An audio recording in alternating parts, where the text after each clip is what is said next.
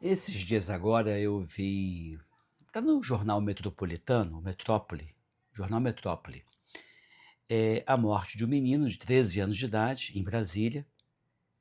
Isso ocorreu no ano passado, mas veio a notícia tem pouco tempo, e a criança começa com um quadro infeccioso e evolui de uma forma muito grave para um quadro de sepse. E tem todo um desdobramento que eu queria compartilhar com você, até para instrumentalizar e dar a você a noção, porque não sei se você sabe, mas sepsia comete muito mais, obviamente, as pessoas mais velhas, as crianças abaixo de 1 ano de idade, e é um desfecho não muito esperado para uma criança saudável, sem doença de base, de 13 anos de idade, que abre um quadro com essa infecção e acaba morrendo. E aí se percebe uma série de problemas que não foram anotados, infelizmente, pela equipe de saúde. A mãe é rotulada como uma pessoa ansiosa, também pudera, né? Quem é que não fica ansioso ao ver o seu filho morrendo aos poucos no hospital, ela demandando, cobrando e a equipe não respondendo a contento. Eu fui rever o caso, obviamente não vou falar sobre esse caso, mas vou falar em tese e pensar informações que são muito relevantes, porque ainda que o vírus seja o principal vilão, agente causador de febre em crianças, adolescentes e adultos, você tem que ficar esperto em relação aos sinais de alarme que essa infecção pode estar dando e você não perceber, negligenciar, pode infelizmente pagar com a sua vida ou com a vida do seu ente querido o não diagnóstico correto. Sepse é um problema que acomete 48 milhões de pessoas no mundo, responsável por cerca de 11 milhões de mortes por ano no mundo, e os países pobres ou em desenvolvimento é que contribuem para esse número mais expressivo de casos de maior gravidade dessa infecção. A sepse é uma infecção generalizada, o organismo responde mal de uma forma exagerada, e essa resposta inflamatória descontrolada leva ao que a gente chama de choque séptico, e a morte acaba ocorrendo por causa disso.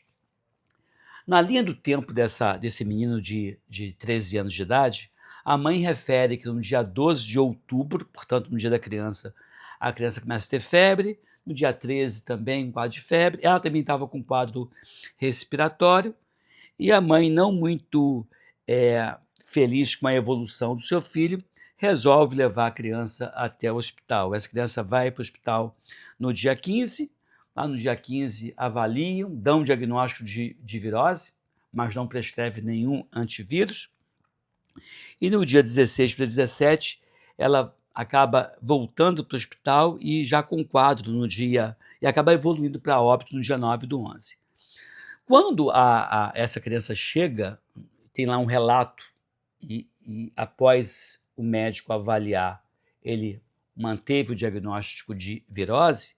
A criança tinha diarreia, pode ser virose, tinha febre, pode ser virose, mas a mãe relata que a criança estava muito prostrada, muito caída. Opa, pode até ser virose, mas é uma virose evoluindo de forma mais grave. E não só isso, a criança estava com uma baixa saturação. Saturação razoável para criança sem nenhuma doença de base é 95%, 96% de saturação de oxigênio. Essa criança estava com 90% de saturação e já cianótica, mostrando as extremidades arroxeadas. Gente, uma extremidade arroxeada pode ser até por frio, pode até não ser uma coisa mais grave, mas a princípio, quando você vê uma perfusão ruim, extremidades arroxeadas, saturando mal a criança, o pulmão não está oxigenando bem. Essa criança é tão fraca a ponto de não conseguir ir no banheiro sem ir com as próprias pernas, tem que ir de cadeira de roda. Isso é grave. Seja vírus, bactéria, fungo, parasita, é grave. E pode ser até uma sepse por vírus. Então, a sepse, não obrigatoriamente, é um quadro provocado por bactéria, embora a maioria seja por bactéria. Essa criança teve diagnóstico suspeito de miocardite, provavelmente com receio daquela história, né? E Eu não vi em nenhum momento se a pressão arterial dessa criança foi aferida nessa fase inicial, até gostaria de saber. Então o médico passa o plantão para outro, diz: "Olha", pediu alguns exames, pediu eletro, tudo bem, só que essa criança começou a ficar com rubor facial, exantema, face, pescoço, tronco, depois ficou com uma cor mais violácea da pele, mostrando sofrimento por baixa, perfusão, dos tecidos, e ele então abre um quadro de sepse, que cá entre nós o nome sepse é a causa conhecida como morte silenciosa. Focaram tanto na questão da infecção viral, que o diagnóstico de Covid veio negativo, achou-se que fosse Covid, e ainda assim, né, não se tratou, tudo bem, com a molécula reposicionada, mas o fato é que essa criança foi piorando gradativamente, e o que era inicialmente vírus pode ter depois complicado com a infecção bacteriana, que foi o caso. Porque o que acontece? O vírus vem baixando a imunidade, dando oportunidade para as bactérias que moram em você, e essa bactéria chamada Staphylococcus pyodermides, né? É um Staphylococcus, é uma bactéria que vive em você, ele mora em você. Então, só que ele não invade porque você tem imunocompetência. A partir do momento que você teve comprometimento dessa imunidade, você pode evoluir para um quadro desse. Embora a sepse não é uma das coisas mais comuns, mas é uma causa importante de morte. Repito, 11 milhões de mortes por ano no mundo. E esse menino, Miguel, estava muito tostado. Não é normal uma criança de 13 anos sem doença de base estar com esse grau de comprometimento. A médica ainda assim apostou na questão da gastrite aguda, né, por vírus, e todo o tratamento se voltou para isso. A criança não conseguia se levantar, segundo a mãe falou, falava com dificuldade, estava prostrado, para ir no banheiro ia de cadeira de roda. A mãe então cobrou exames e a médica acabou não atendendo, não fazendo, segundo a reportagem que eu vi. A criança permaneceu no setor de adultos, que até eu, se tivesse visto por médico de adulto, de repente ele poderia ter percebido mais a questão da sepsis, porque é algo muito mais comum se observar em adultos e idosos do que no menino de 13 anos de idade. E aí a médica diz que a mãe estava muito ansiosa. Natural que esteja ansiosa. Está vendo o filho piorar? Então as pessoas ficaram falando que a médica disse que a mãe era ansiosa no sentido pejorativo. Não, mas a mãe estava cheia de razão, ansiosa por ver, ansiando ver seu filho sendo bem acompanhado, bem diagnosticado e bem tratado. E a mãe, percebendo isso, ficou, obviamente, né, na cola do profissional de saúde, que infelizmente não percebeu, pelo menos esse é o relato que a gente vê, e ainda que essa criança estivesse com baixa saturação, tivesse com a rocheada cianótica, tivesse com falta de ar, com dispneia, né, agitada, ainda assim não se pensou num quadro de sepse. E a criança acabou, infelizmente, piorando, né?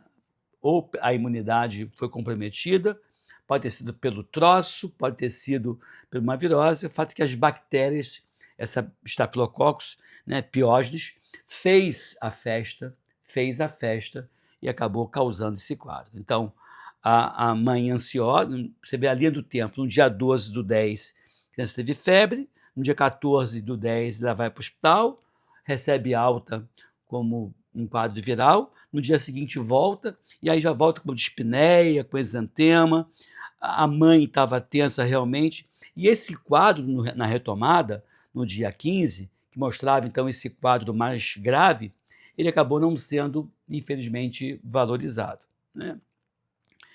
Em cada 5 pessoas que morrem, uma morre por sepse, é como se fosse o envenenamento do sangue, e aí você tem essa fase inicial, né? E aí que eu queria passar para você. A pessoa pode apresentar um quadro inicial de vírus, mas lá para o quarto, quinto dia, retomar recaída da febre, piora do estado geral, gente, isso pode até ter sido vírus no início, mas agora tudo sugere que seja uma doença bacteriana ocorrendo naquela pessoa que foi fragilizada pelo vírus. Então, febre alta ou baixa da temperatura, calafrios, frequência respiratória aumentada, frequência cardíaca aumentada, falta de ar, agitação, tonteira, diarreia, tosse, pode ser naquela fase inicial, e quando não bem acompanhado, quando não bem tratado, essa pessoa pode evoluir para o choque séptico, que é aí o volume urinário diminui, pressão arterial diminui, confusão mental aumenta, pode ter mais vômitos, mais prostração, mais fraqueza, a função cardíaca deteriora, baixa plaquetas e a função renal vai para o saco. E aí você tem a falência múltipla dos órgãos, culminando com morte. Então não é para você apavorar, mas não é normal você ficar cianótico, roxo. Não é normal você ter dificuldade respiratória, ficar com cansaço.